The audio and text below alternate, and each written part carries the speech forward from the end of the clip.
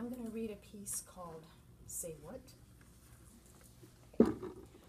For years I have heard compliments about my voice.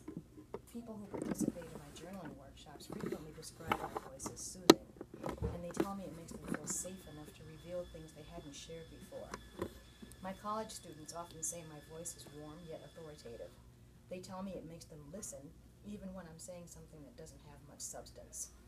Back in the 80s, my friend Carter called me E.F. Holbrook, comparing my voice to the popular commercials about the E.F. Hutton brokerage firm. When E.F. Hutton speaks, people listen, the voiceover proclaimed. Carter also suggested that I could make a lot of money doing phone sex. My children hear my voice in ways others are not privy to. The gentle tones when they were little that convinced them that the silly songs I sang out of tune would heal their owies. The shrill, scratchy tone that came out nearly unbidden when my anger exploded like thunder when they were teenagers. The authoritarian voice that left no doubt that I meant it when I said, if y'all don't get your nappy heads up in here, I'm gonna, whatever. The icy tones that said they had disappointed me. The calm, reassuring voice they hear as adults when they're second-guessing themselves and need reassurance. And at those times when, as one of my daughters puts it, Mom, I need you to talk me down off of a cliff. I have often wondered if I could earn extra income doing television and radio commercials or narrating videos and audiobooks. Maybe I could, maybe I could be one of the first women to voice movie trailers. In 2006, after I completed a merger that blended the literary arts organization I founded with another organization, I decided to find out. Conversations with acquaintances who do this kind of work, coupled with a Google search, revealed that there are a good number of talent agencies in the Twin Cities, some that offer training in voice acting. When a friend recommended her high school buddy's father, an actor, teacher, talent agent, I decided to give him a call. I liked the way he described his workshops, and the price was definitely right. He said he was offering a 3-weekend workshop for beginners that would start the following week, so I told him to sign me up. The instructor's studio was in the basement of his home, and he had instructed me to enter through the back door.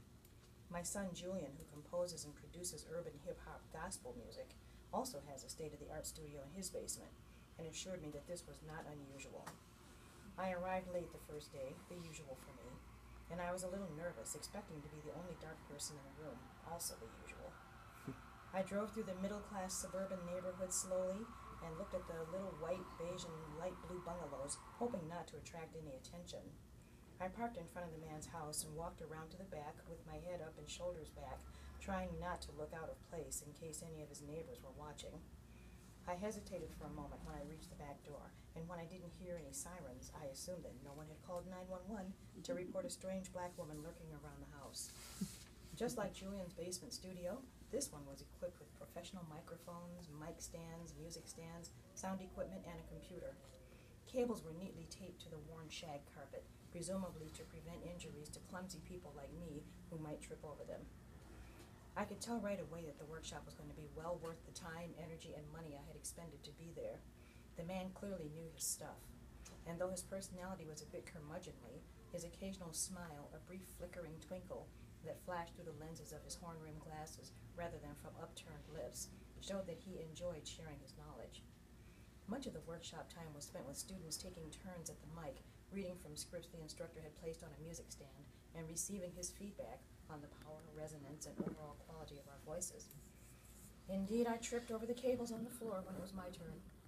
And then, in keeping with my innate clumsiness, I spilled the papers on his music stand onto the floor while rifling through them to decide what to read.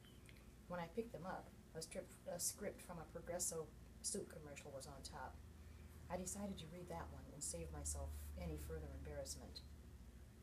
I don't remember the exact words, but the script went something like this. We love your Weight Watchers endorsed soups. My husband looks the way he did 20 years ago. The teacher instructed me to read it again several times, each time giving me tips on how to make my voice more effective. Breathe from your diaphragm, he ordered. Then say it like you mean it.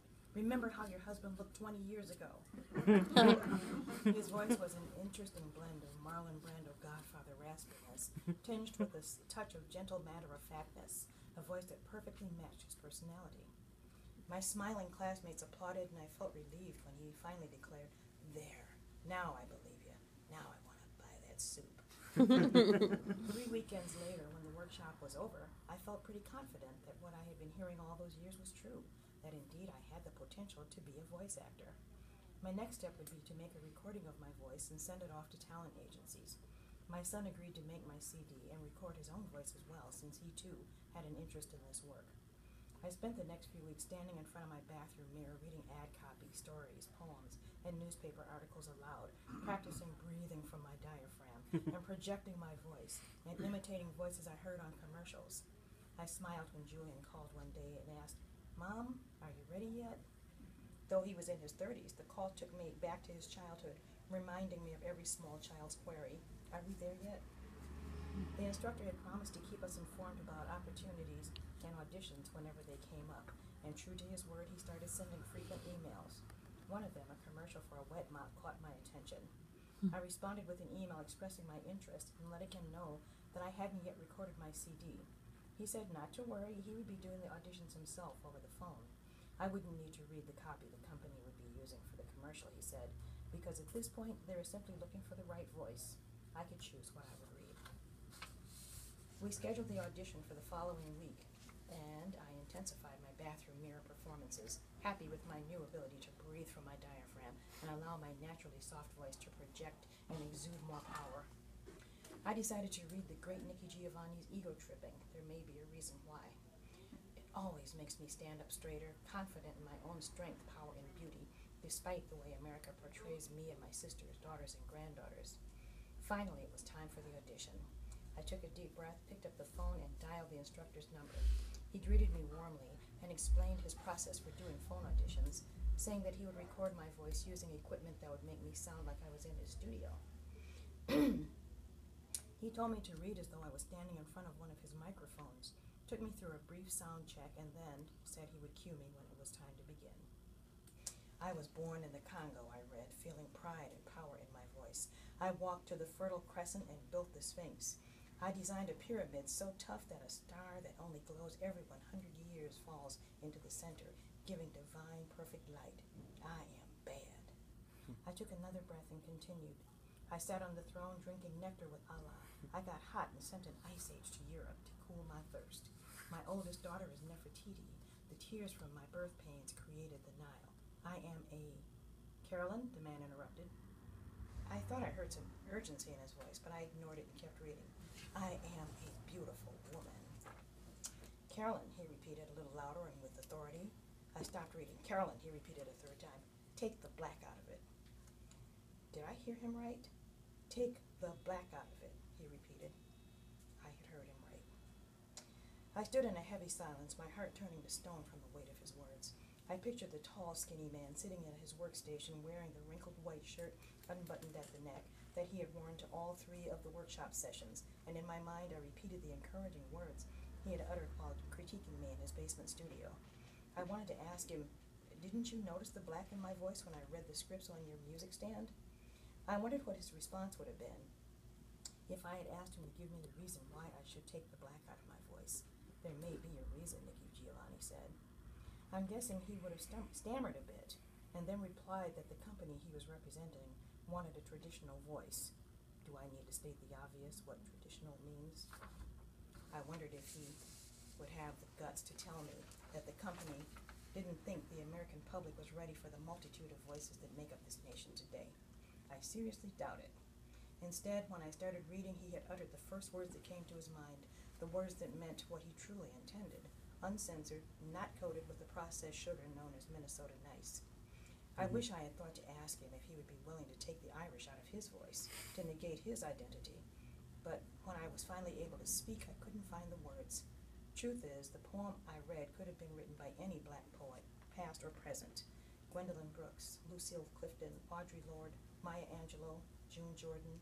She could have been a contemporary poet, maybe Natasha Trethewey, Elizabeth Alexander, Nikki Finney, or Rita Dove. She could have been a local poet, Mary Moore Easter, Tish Jones, Kyra Crawford Calvert, or Sherry Fernandez Williams. Or it could have been a male poet. Didn't matter who the poet was. The man's reaction would have been the same. He probably would have seen any poem that spoke to strength or equality, one that offered a call for my people to rise up against the odds and be inspired to feel pride in who we are, as a threat to his power. While I stood at my window searching for words, a piercing memory came to me, a scene from Roots, the iconic 1977 television miniseries. Every detail was clear. A crowd of slaves on a plantation in Annapolis, Maryland, watched in horror as a recaptured slave was brought for public punishment. 3 white men on horses ordered 2 slave men to spread the younger man's arms and bind his wrists to each end of an iron bar. Then they pulled the bar up with a rope and fit it into notches and carved into 2 wooden posts that they pounded into the ground. The young man screamed words in his native tongue, pleading for help from whatever gods he believed in. One of the white men climbed off his horse and handed a long leather whip to one of the slaves who had bound the runaway. "Say your name," the overseer commanded in a thick Irish accent, and then he repeated the words. Each command was followed by 1 or more lashes from the whip and screams that made those in the crowd wonder how much life the boy had left in his bones. "My name is Kunta Kinte," the young man replied in broken English, desperation threading through every syllable. More lashes. "Your name is Toby," the overseer insisted. "My name is Kunta Kinte," the young slave repeated, refusing to give in. "When the master gives you something, you take it. He gave you the name Toby. It's a nice name, and it's going to be yours till the day you die." The man's tone was shockingly nonchalant. "I am Kunta Kinte," gasped the young man, trying with everything he had left to hold on to his identity. "I want to hear you say your name. Your name is Toby," said the overseer, and gestured for James to deliver more lashes. Finally, when the young man had no reserves left, he said in a weak voice, "My name is Toby." "Say it louder so they can all hear you," the man pointed dismissively at the onlooking crowd of slaves. My name is Toby," gasped the young man. "Aye," said the overseer, "that's a good nigger." The women in their gunny sack dresses, their heads wrapped to hide their kinky hair, and the men in torn shirts and raggedy pants all stared at the young man, their faces full of the grief of knowing that another one of them had had the black beaten out of his voice. "Carolyn? Carolyn, are you there?" "No," I whispered. I hung up the phone, then called my son. Told him I wouldn't be making the voice CD for a while. "I don't think I'm ready yet."